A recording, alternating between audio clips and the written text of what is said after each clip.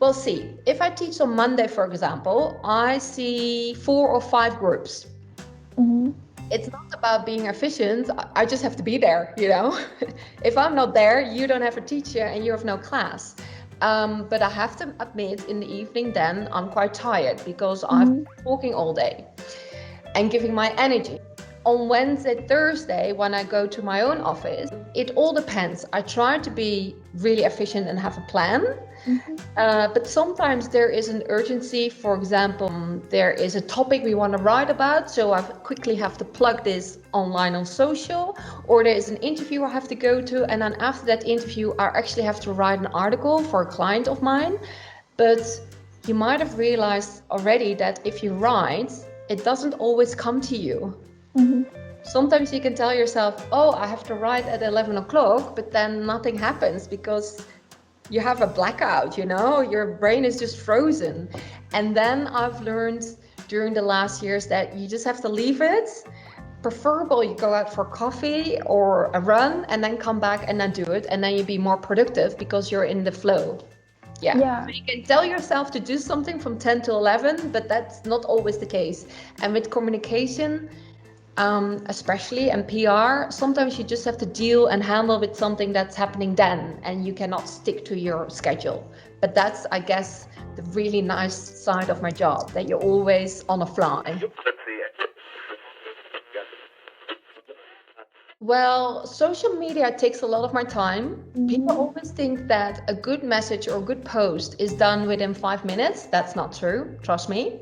Writing articles is also a big job because we have meetings where we come up with topics, but then someone has to produce it, write it, and then I still have to edit it and place it on the site.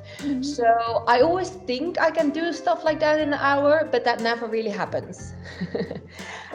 And then emails take a lot of time because, as you know as well, people can reach us in so many different ways, you know, by email, by phone, by Instagram, by Facebook, by LinkedIn. So you have to check all those different channels to stay in contact and follow up. And that also takes a big chunk of your day.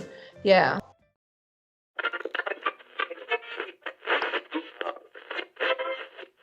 My publishing job, if I don't communicate with my team and tell them what to do, then nothing would happen. You know, there would be no map. For my other clients, if I don't communicate to the outside world throughout my LinkedIn account or by word of mouth that I'm in the business, then they would not know that I could do the job for them. So that's also a form of communication, I guess. See, I believe that if you really, really love your job, it doesn't feel like sacrificing something. Because to me, it doesn't feel like work.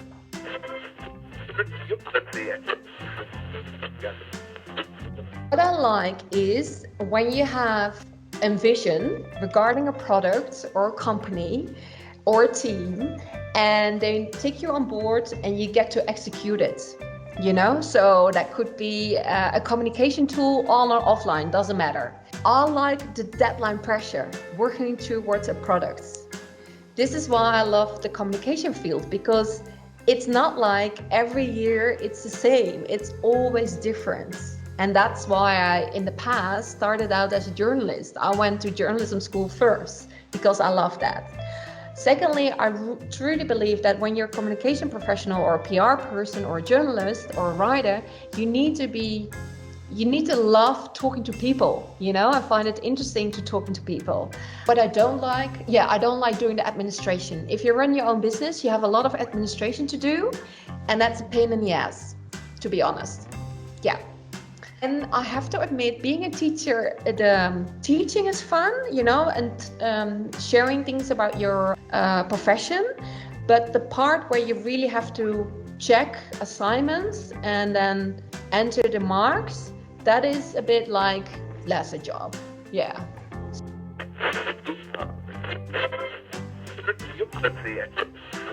So I started out as a journalist. Well, no, let's say this. I lived in Australia for 7 years. Then I came back to the Netherlands. I started out as a journalist and then as editor-in-chief in Amsterdam. And then after several years, I kind of know the drill of my job, right? I love my job, but I want to challenge myself then again. So I moved to Nijmegen to start being a public relations officer for a soccer team, NEC. I didn't know anything about soccer. I knew everything about fashion and I knew everything about sports fashion and, going to all the different fairs and spot the trends, but I did not know anything about soccer. I did not even know how long the players would go out on the field, play, and then at a certain point, I guess they have a rest and they continue the game. I had no clue.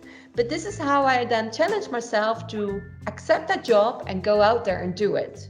And then from that, I moved on to Papendal, where again, it was in a sporting environment, but I didn't know it. So again, I had to develop myself again and get out of my comfort zone. And I guess that is the secret of life, to tickle yourself all the time to do something new.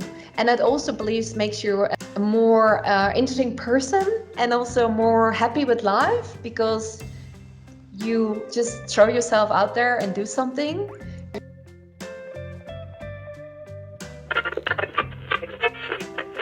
You never know. I hope I still, in 10 years, I would reinvent myself and do another career. Yeah, why not? Yeah. Okay. The field of PR and communication, because that's of course the flow in my career, in my CV. It's my career is always related to communication, journalism, and PR. So I guess within our profession as communication professionals, you can never stand still because the communication world is evolving so quickly. You have to keep up to date. So I guess this is the message I have to repeat to myself all the time. Nienke, stay on top of things, know what's going on. And for example, if TikTok is introduced, which is already, 2 years ago, look into it and then decide if it is useful for your own company, but don't just ignore it.